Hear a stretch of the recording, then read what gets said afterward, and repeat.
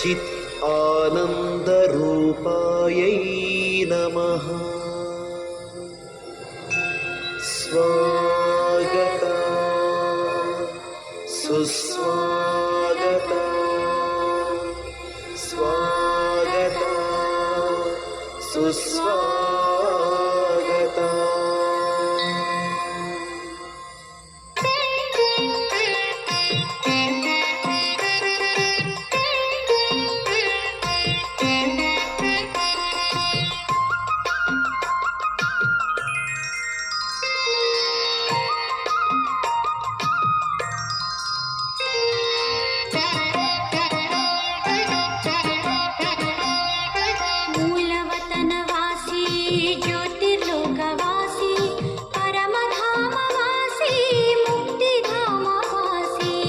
मूलवतनवासी ज्योतिर्लोकवासी परमधामवासी मुक्तिधामवासी आत्मलोकनिवासी शिवने स्वागत सुस्वागत। आत्मलोकनिवासी शिवने स्वागत सुस्वागत स्वागत सुस्वागत स्वागत सुस्वागत।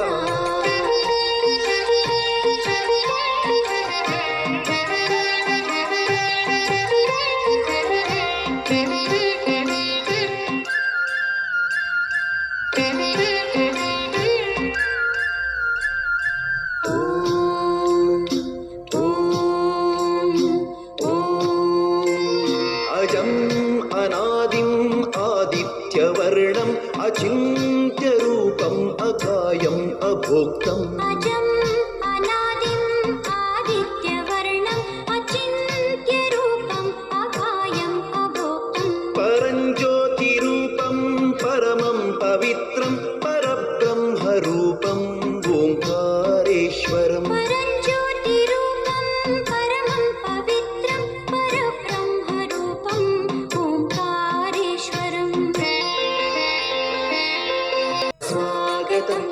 स्वागतं तव स्वागतम्।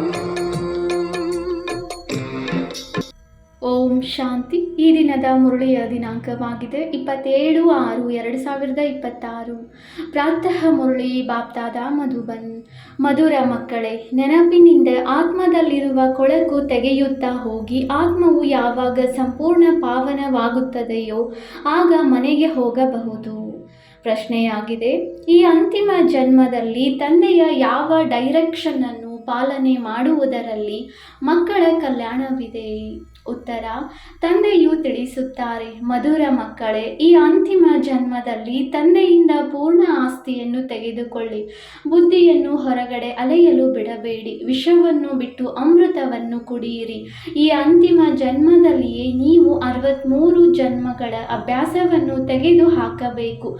ಆದ್ದರಿಂದ ರಾತ್ರಿ ಹಗಲು ಪರಿಶ್ರಮ ಪಟ್ಟು ದೇಹಿ ಅಭಿಮಾನಿಯಾಗಿ. ಓಂ ಶಾಂತಿ. ಶಾಂತಿಧಾಮವು ವಿಶ್ರಾಮಪುರಿಯಾಗಿದೆ. ಈ ಪ್ರಪಂಚದಿಂದ ಎಲ್ಲರೂ ಸುಸ್ತಾಗಿದ್ದಾರೆ. ನಾವು ನಮ್ಮ ಸುಖಧಾಮಕ್ಕೆ ಹೋಗಬೇಕೆಂದು ಎಲ್ಲರೂ ಇಚ್ಛಿಸುತ್ತಾರೆ. ಈ ಪ್ರಪಂಚವು ಯಾರಿಗೂ ಚೆನ್ನಾಗಿದೆ ಅನಿಸುವುದಿಲ್ಲ. ಸ್ವರ್ಗವನ್ನು ನೋಡುತ್ತೀರೆಂದರೆ ನರಕದ ಕಡೆ ಮನಸ್ಸು ಹೇಗೆ ಹೋಗುತ್ತದೆ? ಬಾಬಾ ಬೇಗ ಈ ದುಃಖದ ಪ್ರಪಂಚದಿಂದ ಕರೆದುಕೊಂಡು ಹೋಗು ಎಂದು ಹೇಳುತ್ತಾರೆ. ಇದಂತೂ ಚೀಚಿ ಪ್ರಪಂಚವಾಗಿದೆ. ಇದರ ಹೆಸರೇ ಭೂತಗಳ ಪ್ರಪಂಚ, ನರಕ ಎಂದು ತಂದೆಯು ತಿಳಿಸುತ್ತಾರೆ. ಇದೇನು ಒಳ್ಳೆಯ ಅಕ್ಷರವಾಗಿದೆಯೇ? ಆ ದೇವತೆಗಳ ಪ್ರಪಂಚವೆಲ್ಲಿ? ಈ ಭೂತಗಳ ಪ್ರಪಂಚವೆಲ್ಲಿ? ಈ ಭೂತಗಳ ಪ್ರಪಂಚದಲ್ಲಿ ಎಲ್ಲರೂ ಸುಸ್ತಾಗಿ ಬಿಟ್ಟಿದ್ದಾರೆ. ಆದರೆ ಯಾರೂ ಹಿಂತಿರುಗಿ ಹೋಗಲು ಸಾಧ್ಯವಿಲ್ಲ. ತಮೋ ಪ್ರಧಾನದ ತುಕ್ಕು ಹಿಡಿದು ಬಿಟ್ಟಿದೆ. ಆ ತುಕ್ಕನ್ನು ಆತ್ಮನಿಂದ ಹೊರತೆಗೆಯಬೇಕು. ಅದಕ್ಕಾಗಿಯೇ ಪುರುಷಾರ್ಥ ಮಾಡುತ್ತಿದ್ದೀರಿ. ಯಾರು ಒಳ್ಳೆಯ ಪುರುಷಾರ್ಥಿಗಳಿದ್ದರೋ ಅವರ ಸ್ಥಿತಿಯು ಬಹಳ ಚೆನ್ನಾಗಿರುವುದು.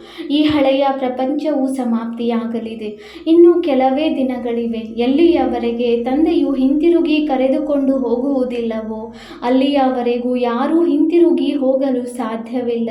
ಪ್ರಪಂಚದಲ್ಲಿ ಬಹಳ ದುಃಖವಿದೆಯಲ್ಲವೇ? ಮನೆಯಲ್ಲಿಯೂ ಸಹ ಯಾವುದಾದರೊಂದು ದುಃಖವಿರುತ್ತದೆ. ನೀವು ಮಕ್ಕಳ ಹೃದಯದಲ್ಲಿ ಇದೆ. ಬಾಬಾ ನಮ್ಮನ್ನು ದುಃಖದಿಂದ ಬಿಡಿಸಿ ಎನಿಸಲು ಬಂದಿದ್ದಾರೆ. ಯಾರು ಬಹಳ ಒಳ್ಳೆಯ ನಿಶ್ಚಯ ಬುದ್ಧಿಯವರಿರುತ್ತಾರೆಯೋ ಅವರು ತಂದೆಯ ನೆನಪನ್ನು ಮರೆಯಲು ಸಾಧ್ಯವೇ ಇಲ್ಲ. ಅವರನ್ನು ಸರ್ವರ ದುಃಖಹರ್ತನೆಂದು ಕರೆಯುತ್ತಾರೆ. ಮಕ್ಕಳೇ ತಂದೆಯನ್ನು ಗುರುತಿಸುತ್ತಾರೆ. ಒಂದು ವೇಳೆ ಎಲ್ಲರೂ ಗುರುತಿಸಿದರೆಂದರೆ ಇಷ್ಟೊಂದು ಮನುಷ್ಯರು ಎಲ್ಲಿ ಕುಳಿತುಕೊಳ್ಳುವರು? ಇದು ಆಗಲು ಸಾಧ್ಯವಿಲ್ಲ. ಆದ್ದರಿಂದ ಡ್ರಾಮಾದಲ್ಲಿ ಯುಕ್ತಿ ರಚನೆಯಾಗಿದೆ. ಯಾರು ಶ್ರೀಮತದಂತೆ ನಡೆಯುತ್ತಾರೆಯೋ ಅವರೇ ಶ್ರೇಷ್ಠ ಪದವಿಯನ್ನು ಪಡೆಯುತ್ತಾರೆ. ಅದಂತೂ ಸರಿಯಲ್ಲವೇ? ಶಿಕ್ಷೆಯನ್ನು ಅನುಭವಿಸಿ ಶಾಂತಿಧಾಮಕ್ಕೆ ಅಥವಾ ಪಾವನ ಪ್ರಪಂಚಕ್ಕೆ ಹೊರಟು ಹೋಗುವರು. ಆದರೆ ಶ್ರೇಷ್ಠ ಪದವಿಯನ್ನು ಪಡೆಯಲು ಪುರುಷಾರ್ಥ ಮಾಡಬೇಕಾಗಿದೆ.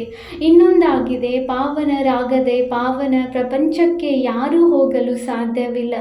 ಇಂಥವರು ಜ್ಯೋತಿಯಲ್ಲಿ ಸಮಾವೇಶವಾದರು, ಹಿಂತಿರುಗಿ ಹೋದರು ಎಂದು ಹೇಳುತ್ತಾರೆ. ಆದರೆ ಇದು ಸಾಧ್ಯವಿಲ್ಲ. ಯಾರು ಮೊಟ್ಟ ಮೊದಲು ಸೃಷ್ಟಿಯಲ್ಲಿ ಬಂದಿದ್ದಾರೆ, ಲಕ್ಷ್ಮೀನಾರಾಯಣರೇ ಹಿಂತಿರುಗಿ ಹೋಗಿಲ್ಲವೆಂದರೆ ಬೇರೆ ಯಾರು ಹೋಗಲು ಸಾಧ್ಯ? ಅವರದೇ ಈಗ 84 ಜನ್ಮಗಳು ಪೂರ್ಣವಾಗಿದೆ. ಈಗ ಹಿಂತಿರುಗಿ ಹೋಗಲು ತಪಸ್ಸು ಮಾಡುತ್ತಿದ್ದಾರೆ. ಎಲ್ಲರೂ ಒಬ್ಬ ತಂದೆಯನ್ನೇ ಓ ಗಾಡ್ ಫಾದರ್, ಓ ಮುಕ್ತಿದಾತ ಎಂದು ಕರೆಯುತ್ತಾರೆ.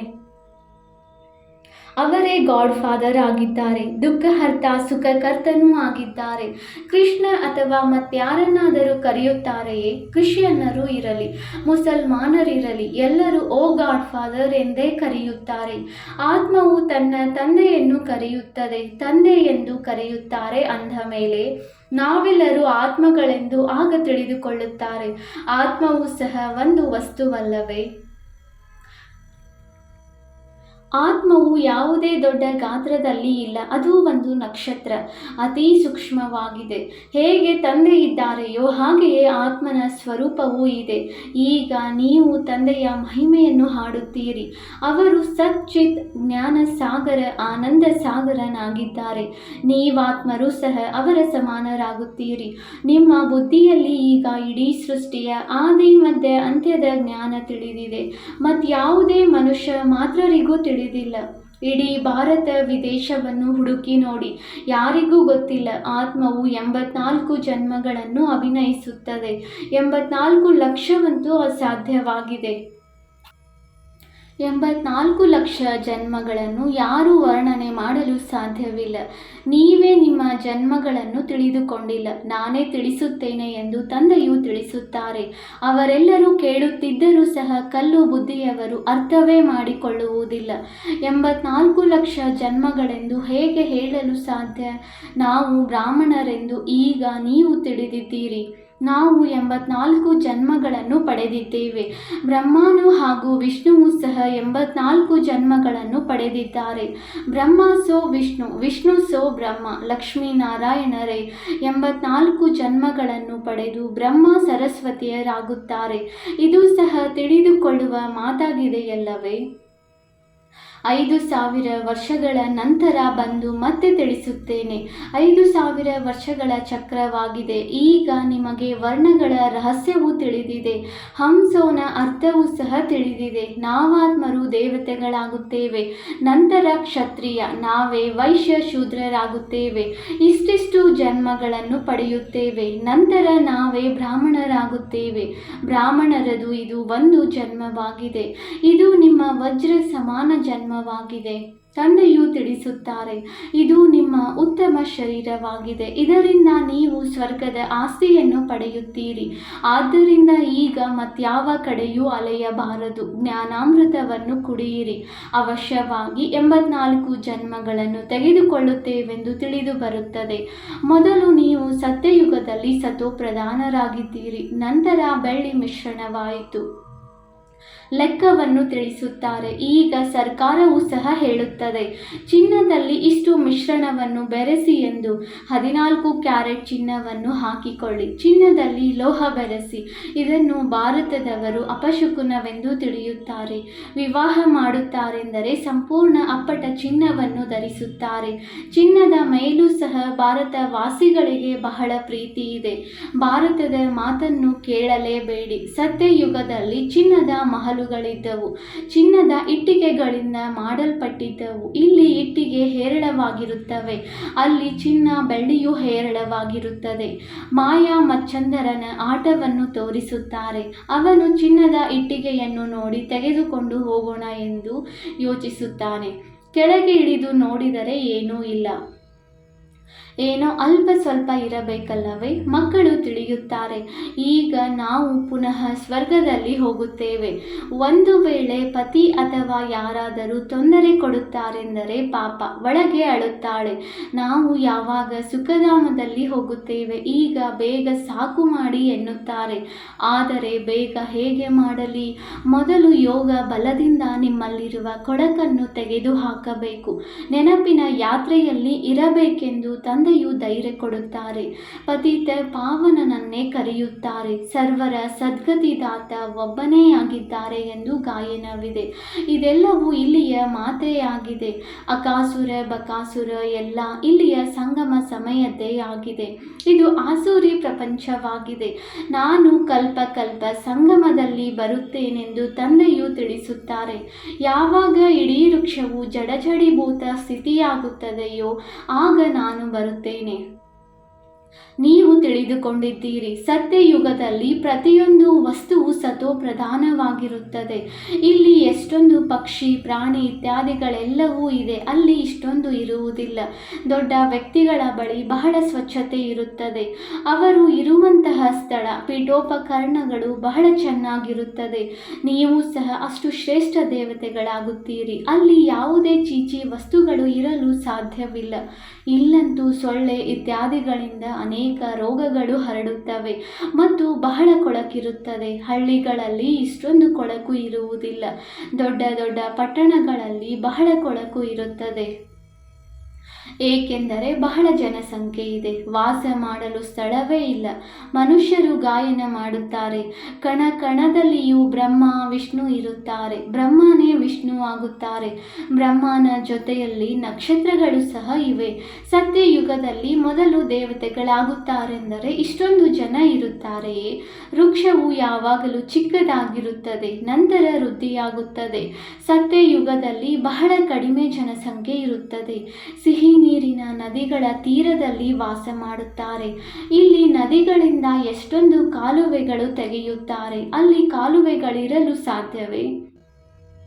ಒಂದು ಮುಷ್ಟಿಯಷ್ಟು ಜನರಿರುತ್ತಾರೆ. ಅವರಿಗಂತೂ ಗಂಗಾ ಜಮುನಾ ನದಿಗಳು ಇದ್ದೇ ಇರುತ್ತವೆ. ಅವರು ನದಿಗಳ ಅಕ್ಕಪಕ್ಕದಲ್ಲಿಯೇ ಇರುತ್ತಾರೆ. 5 ತತ್ವಗಳು ಸಹ ದೇವತೆಗಳ ಸೇವಕನಾಗಿರುತ್ತದೆ. ಅಕಾಲ ಮಳೆ ಬರುವುದಿಲ್ಲ, ಯಾವುದೇ ನದಿಗಳ ಪ್ರವಾಹ ಬರುವುದಿಲ್ಲ. ಹೆಸರೇ ಸ್ವರ್ಗವಾಗಿದೆ ಅಂದ ಮೇಲೆ ಕೇಳಬೇಕೆ?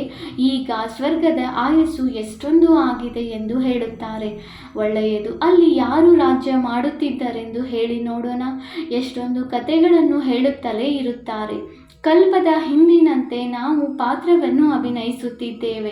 ರುದ್ರ ಜ್ಞಾನ ಯಜ್ಞದಲ್ಲಿ ಅನೇಕ ಪ್ರಕಾರದ ಅಸುರರ ವಿಘ್ನಗಳು ಬೀಳುತ್ತವೆ. ಮನುಷ್ಯರು ತಿಳಿಯುತ್ತಾರೆ, ಅಸುರರು ಮೇಲಿನಿಂದ ಕೊಳಕು ಗೊಬ್ಬರಗಳನ್ನು ಹಾಕುತ್ತಿದ್ದರು ಎಂದು. ಆದರೆ ಇಲ್ಲ, ಇಲ್ಲಿ ಎಂತಹ ವಿಘ್ನಗಳು ಬೀಳುತ್ತವೆ ಎಂದು ನೀವು ನೋಡುತ್ತಿರುತ್ತೀರಿ. ಅಬಲೆಯರ ಮೇಲೆ ಅತ್ಯಾಚಾರವಾಗುತ್ತದೆ ಎಂದರೆ ಪಾಪದ ಕೊಡ ತುಂಬುತ್ತದೆ. ಸ್ವಲ್ಪ ಸಹನೆ ಮಾಡಿ ಎಂದು ತಂದೆಯು ತಿಳಿಸುತ್ತಾರೆ. ನೀವು ತಂದೆ ಮತ್ತು ಆಸ್ತಿಯನ್ನು ನೆನಪು ಮಾಡುತ್ತಲೇ ಇರಿ ಎಂದು ತಂದೆಯು ತಿಳಿಸುತ್ತಾರೆ. ಪೆಟ್ಟು ತಿನ್ನುವ ಸಮಯದಲ್ಲಿಯೂ ಸಹ ಶಿವಬಾಬಾ ಎಂದೇ ನೆನಪು ಮಾಡಿ. ನಿಮಗಂತೂ ಬುದ್ಧಿಯಲ್ಲಿ ಜ್ಞಾನವಿದೆ. ಯಾರಿಗಾದರೂ ನೇಣುಗಂಬಕ್ಕೆ ಏರಿಸುತ್ತಾರೆಂದರೆ ಪಾದ್ರಿಗಳು ಗಾಡ್ ಫಾದರನ್ನು ನೆನಪು ಮಾಡು ಎಂದು ಹೇಳುತ್ತಿದ್ದರು. ಕ್ರೈಸ್ತನನ್ನು ನೆನಪು ಮಾಡಿ ಎಂದಲ್ಲ, ಭಗವಂತನ ಕಡೆಯೇ ಬೆರಳು ಮಾಡಿ ತೋರಿಸುತ್ತಾರೆ. ಇಷ್ಟೊಂದು ಲವಲಿಯಾಗಿದ್ದಾರೆ, ಆದ್ದರಿಂದ ಎಲ್ಲರೂ ಕರೆಯುತ್ತಾರೆ. ಆತ್ಮವೇ ಕರೆಯುತ್ತದೆ. ಈಗ ಆತ್ಮಾಭಿಮಾನಿಯಾಗುವುದರಲ್ಲಿಯೇ ಪರಿಶ್ರಮವಿದೆ. 63 ಜನ್ಮಗಳಲ್ಲಿ ನೀವು ದೇಹಾಭಿಮಾನದಲ್ಲಿ ಇರುತ್ತೀರಿ. ಈ ಒಂದು ಅಂತಿಮ ಜನ್ಮದಲ್ಲಿ ಅರ್ಧ ಕಲ್ಪದ ಅಭ್ಯಾಸವನ್ನು ಅಳಿಸಬೇಕಾಗಿದೆ. ದೇಹಿ ಅಭಿಮಾನಿಯಾಗುವುದರಿಂದ ಸ್ವರ್ಗದ ಮಾಲೀಕ ಮಾಲೀಕರಾಗುತ್ತೇವೆಂದು ನೀವು ತಿಳಿದಿದ್ದೀರಿ. ಎಷ್ಟು ದೊಡ್ಡದಾದ ಪ್ರಾಪ್ತಿ ಇದೆ ಅಂದ ಮೇಲೆ ರಾತ್ರಿ ಹಗಲು ಇದೇ ಪ್ರಯತ್ನ ಪಡುತ್ತಿರಬೇಕು. ಮನುಷ್ಯರು ವ್ಯಾಪಾರ ಇತ್ಯಾದಿಗಳಿಗಾಗಿ ಪರಿಶ್ರಮ ಪಡುತ್ತಾರೆ. ವ್ಯಾಪಾರ ಮಾಡುವಾಗ ಮನುಷ್ಯರಿಗೆ ಎಂದು ಆಕಳಿಕೆ ತೂಗಡಿಕೆ ಬರುವುದಿಲ್ಲ, ಏಕೆಂದರೆ ಅದು ವ್ಯಾಪಾರವಾಗಿದೆ. ಹಣದ ಖುಷಿ ಇರುತ್ತದೆ, ಸುಸ್ತಾಗುವ ಮಾತೇ ಇರುವುದಿಲ್ಲ. ಬಾಬಾರವರು ಸಹ ಅನುಭವಿಯಲ್ಲವೇ? ರಾತ್ರಿಯಲ್ಲಿ ಸ್ಟೀಮರ್ಸ್ ಬರುತ್ತಿದ್ದವು ಅಂದ ಮೇಲೆ ಬಂದು ಸರಕುಗಳನ್ನು ಮಾರಾಟ ಮಾಡುತ್ತಿದ್ದರು. ಎಲ್ಲಿಯವರೆಗೆ ಗ್ರಾಹಕರು ಲಗೇಜು ಖಾಲಿಯಾಗುವುದಿಲ್ಲವೋ ಅಲ್ಲಿಯವರೆಗೆ ಅವರನ್ನು ಬಿಡುತ್ತಿರಲಿಲ್ಲ. ತಂದೆಯೂ ಸಹ ಅನುಭವಿ ರಥವನ್ನೇ ತೆಗೆದುಕೊಂಡಿದ್ದಾರೆ. ಇವರು ಎಲ್ಲ ಅನುಭವ ಮಾಡಿದ್ದಾರೆ. ಇವರು ಹಳ್ಳಿ ಬಾಲಕನಾಗಿದ್ದರು. 10 ಆಣೆಗೆ 1 ಮಣ ಅಕ್ಕಿಯನ್ನು ಮಾರುತ್ತಿದ್ದರು. ಈಗ ನೋಡಿ, ವಿಶ್ವದ ಮಾಲೀಕರಾಗುತ್ತಿದ್ದಾರೆ. ಏಕ್ದಮ್ ಹಳ್ಳಿಯವರಾಗಿದ್ದರು, ನಂತರ ಏಕ್ದಮ್ ಚಿನ್ನದ ವ್ಯಾಪಾರಿಯಾಗಿ ಬಿಟ್ಟರು. ಇದು ವಜ್ರದ ವ್ಯಾಪಾರದ ಮಾತಾಗಿದೆ. ನಂತರ ಇಲ್ಲಿ ಸತ್ಯವಾದ ವ್ಯಾಪಾರಿಯಾದರು. ಇದು ರಾಯಲ್ ವ್ಯಾಪಾರವಾಗಿದೆ. ಬಾಬಾ ಬಹಳ ಅನುಭವಿಯಾಗಿದ್ದಾರೆ. ಬಾಬಾ ವೈಸರಾಯಿ ಮುಂತಾದವರ ಮನೆಗಳಿಗೆ ತಮ್ಮ ಮನೆಗೆ ಹೋದಂತೆಯೇ ಹೋಗುತ್ತಿದ್ದರು. ಇದಕ್ಕೆ ಅವಿನಾಶಿ ಜ್ಞಾನ ರತ್ನವೆಂದು ಹೇಳುತ್ತಾರೆ. ಬುದ್ಧಿಯಲ್ಲಿ ಎಷ್ಟು ಧಾರಣೆ ಮಾಡುತ್ತೀರೋ ಅಷ್ಟು ನೀವು ಪದುಮಾಪತಿಗಳಾಗುತ್ತೀರಿ. ಶಿವ ತಂದೆಗೆ ಸೌದಾಗಾರ ರತ್ನಾಗಾರ ಎಂದು ಹೇಳುತ್ತಾರೆ. ಅವರ ಮಹಿಮೆಯನ್ನು ಸಹ ಮಾಡುತ್ತಾರೆ. ನಂತರ ಸರ್ವವ್ಯಾಪಿ ಎಂದು ಹೇಳಿಬಿಡುತ್ತಾರೆ. ಮಹಿಮೆಯ ಜೊತೆಯಲ್ಲಿ ಎಷ್ಟೊಂದು ನಿಂದನೆ. ಇದು ಭಕ್ತಿ ಮಾರ್ಗದ ಸ್ಥಿತಿಯಾಗಿದೆ. ಯಾವಾಗ ಭಕ್ತಿ ಪೂರ್ಣವಾಗುತ್ತದೆಯೋ ಆಗ ನಾನು ಬರುತ್ತೇನೆ. ಯಾರು ಬಹಳ ಭಕ್ತಿ ಮಾಡುತ್ತಾರೆಯೋ ಅದು ಸಹ ಸಿದ್ಧವಾಗುತ್ತದೆ. ಎಲ್ಲರಿಗಿಂತ ನೀವೇ ಹೆಚ್ಚು ಭಕ್ತಿ ಮಾಡುತ್ತೀರಿ. ಅವರೇ ಬಂದು ಇಲ್ಲಿ ಬ್ರಾಹ್ಮಣರಾಗುತ್ತಾರೆ. ನಂತರ ತಂದೆಯಿಂದ ಪೂಜ್ಯರಾಗುವ ಆಸ್ತಿಯನ್ನು ಪಡೆಯುತ್ತಾರೆ. ರಾವಣನು ಪೂಜಾರಿಯನ್ನಾಗಿ ಮಾಡಿದನು, ತಂದೆಯು ಪೂಜ್ಯರನ್ನಾಗಿ ಮಾಡುತ್ತಾರೆ. ಇದು ಭಗವಾನ್ ವಾಚ್ ಆಗಿದೆ. ಭಗವಂತನು ಒಬ್ಬರೇ ಆಗಿದ್ದಾರೆ. 2, 3 ಭಗವಂತರಿರಲು ಸಾಧ್ಯವಿಲ್ಲ. ಗೀತೆಯ ಭಗವಂತನ ಬಗ್ಗೆ ಹಾಡಿದ್ದಾರೆ. ಶಿವ ಭಗವಾನ್ ವಾಚ್, ಇದರ ಬದಲು ಕೃಷ್ಣನ ಹೆಸರನ್ನು ಹಾಕಿದ್ದಾರೆ. ಎಷ್ಟೊಂದು ವ್ಯತ್ಯಾಸವಿದೆ. ಡ್ರಾಮಾ ಅನುಸಾರ ಗೀತೆಯಲ್ಲಿ ಈ ಹೆಸರು ಬದಲಾಗಲೇಬೇಕು. ನಂತರ ಪತೀತ ಪಾವನ ಬಾ ಎಂದು ಕರೆಯುತ್ತಾರೆ. ತಂದೆಯು ಪಾವನರನ್ನಾಗಿ ಮಾಡುತ್ತಾರೆ. ರಾವಣನು ಪತಿತರನ್ನಾಗಿ ಮಾಡುತ್ತಾನೆ ಅಂದ ಮೇಲೆ ತಿಳಿದುಕೊಳ್ಳಲು ಎಷ್ಟೊಂದು ಬುದ್ಧಿ ಬೇಕು. ಶ್ರೀಮತ ಶ್ರೇಷ್ಠಾತಿ ಶ್ರೇಷ್ಠ ಮತವು ಒಬ್ಬ ತಂದೆಯದಾಗಿದೆ. ಈ ಲಕ್ಷ್ಮೀನಾರಾಯಣರು ತಂದೆಯ ಮತದಿಂದಲೇ ಆಗಿದ್ದರು. ಒಳ್ಳೆಯದು. ಮಧುರಾತಿ ಮಧುರ ಅಗಲಿ ಹೋಗಿ ಮರಳಿ ಸಿಕ್ಕಿರುವ ಮಕ್ಕಳ ಪ್ರತಿ ಮಾತಾಪಿತ ಬಾಪ್ದಾದಾರವರ ನೆನಪು, ಪ್ರೀತಿ ಹಾಗೂ ಸುಪ್ರಭಾತ. ಆತ್ಮಿಕ ಮಕ್ಕಳಿಗೆ ಆತ್ಮಿಕ ತಂದೆಯ ನಮಸ್ತೆ. ನಾವು ಆತ್ಮಿಕ ಮಕ್ಕಳಿಂದ ಆತ್ಮಿಕ ತಂದೆಗೆ ನೆನಪು, ಪ್ರೀತಿ ಹಾಗೂ ನಮಸ್ತೆ ನಮಸ್ತೆ ನಮಸ್ತೆ. ಧಾರಣೆಗಾಗಿ ಮುಖ್ಯ ಸಾರ ಪಾಯಿಂಟ್ ನಂಬರ್ 1. ಈ ಒಂದು ಜನ್ಮದಲ್ಲಿ 63 ಜನ್ಮಗಳ ಹಳೆಯ ದೇಹಾಭಿಮಾನದ ಅಭ್ಯಾಸವನ್ನು ಅಳಿಸುವ ಪರಿಶ್ರಮ ಪಡಬೇಕು. ದೇಹಿ ಅಭಿಮಾನಿಯಾಗಿ ಸ್ವರ್ಗದ ಆಗಬೇಕಾಗಿದೆ. Point number 2. ಈ ವಜ್ರ ಸಮಾನ ಉತ್ತಮ ಜನ್ಮದಲ್ಲಿ ತಮ್ಮ ಬುದ್ಧಿಯನ್ನು ಅಲೆದಾಡಲು ಬಿಡಬಾರದು. ಸತೋಪ್ರಧಾನರಾಗಬೇಕು. ಪರಿಸ್ಥಿತಿಗಳನ್ನು ಸಹನೆ ಮಾಡಿ ತಂದೆಯಿಂದ ಪೂರ್ಣ ಆಸ್ತಿಯನ್ನು ತೆಗೆದುಕೊಳ್ಳಬೇಕು. ವರದಾನ: ಸಾಕಾರ ತಂದೆಯ ಸಮಾನ ತಮ್ಮ ಪ್ರತಿಯೊಂದು ಕರ್ಮವನ್ನು ನೆನಪಾರ್ಥವನ್ನಾಗಿ ಮಾಡುವಂತಹ ಆಧಾರ ಮೂರ್ತಿ ಹಾಗೂ ಉದ್ಧಾರ ಮೂರ್ತಿ ಭವ. ಹೇಗೆ ಸಾಕಾರ ತಂದೆಯು ತನ್ನ ಪ್ರತಿಯೊಂದು ಕರ್ಮವನ್ನು ನೆನಪಾರ್ಥ ಮಾಡಿದರು, ಹಾಗೆಯೇ ತಾವೆಲ್ಲರೂ ತಮ್ಮನ್ನು ಆಧಾರ ಮೂರ್ತಿ ಹಾಗೂ ಉದ್ಧಾರ ಮೂರ್ತಿ ಎಂದು ತಿಳಿದುಕೊಂಡು ನಡೆಯುತ್ತೀರಿ. ಆಗಲೇ ಪ್ರತಿಯೊಂದು ಕರ್ಮವು ನೆನಪಾರ್ಥವಾಗುವುದು. ಯಾರು ತನ್ನನ್ನು ವಿಶ್ವ ಪರಿವರ್ತನೆಯ ಆಧಾರ ಮೂರ್ತಿ ಎಂದು ತಿಳಿಯುತ್ತೀರಿ, ಅವರ ಪ್ರತಿ ಕರ್ಮವು ಶ್ರೇಷ್ಠವಾಗುತ್ತದೆ ಹಾಗೂ ವೃತ್ತಿ ದೃಷ್ಟಿಯಲ್ಲಿ ಸರ್ವರ ಕಲ್ಯಾಣದ ಭಾವನೆ ಇರುತ್ತದೆ. ಅದರಿಂದ ಪ್ರತಿ ಕರ್ಮವು ಶ್ರೇಷ್ಠವಾಗಿ ಬಿಡುತ್ತದೆ. ಇಂತಹ ಶ್ರೇಷ್ಠ ಕರ್ಮವೇ ನೆನಪಾರ್ಥವಾಗುತ್ತದೆ. ಸ್ಲೋಗನ್: ಸತ್ಯತೆಯ ಶಕ್ತಿಯನ್ನು ಧಾರಣೆ ಮಾಡಿಕೊಳ್ಳುವುದಕ್ಕಾಗಿ ಸಹನಶೀಲರಾಗಿರಿ. ಅವ್ಯಕ್ತ ಸೂಚನೆ: ಸದಾ ಹರ್ಷಿತರಾಗಿರಲು ತಮ್ಮ ಸ್ವಭಾವವನ್ನು ಸರಳ ಮಾಡಿಕೊಳ್ಳಿರಿ, ಸಹನಶೀಲರಾಗಿರಿ. ಈ ಸಹಜ ಯೋಗಿ ಜೀವನದಲ್ಲಿ ಒಂದು ವೇಳೆ ಕಷ್ಟಗಳ ಅನುಭವವಾದರೆ ಸಹಜ ರಾಜ್ಯ ಹೇಗೆ ಮಾಡುವಿರಿ? ಇಲ್ಲಿಯ ಸಂಸ್ಕಾರವೇ ಅಲ್ಲಿ ಕರೆದುಕೊಂಡು ಹೋಗುತ್ತದೆ ನೋಡಿ. ನಿಮ್ಮ ನೆನಪಾರ್ಥ ಏನೆಲ್ಲ ದೇವತೆಗಳ ಚಿತ್ರ ಮಾಡುತ್ತಾರೆ, ಅವರ ಮುಖದಲ್ಲಿ ಸರಳತೆ ಅವಶ್ಯವಾಗಿ ಕಾಣಿಸುತ್ತದೆ. ಅಂದಾಗ ಯಾರು ಎಷ್ಟು ಸಹಜ ಪುರುಷಾರ್ಥಿಯಾಗಿರುತ್ತಾರೆ, ಅವರು ಮನಸ್ಸಾದಲ್ಲಿ ಸರಳತೆ, ವಾಚಾದಲ್ಲಿ ಸರಳತೆ, ಕರ್ಮದಲ್ಲಿಯೂ ಸರಳತೆ ಇರುತ್ತದೆ. ಅವರಿಗೆ ಫರಿಷ್ಠ ಎಂದು ಹೇಳಲಾಗುತ್ತದೆ. ಓಂ ಶಾಂತಿ.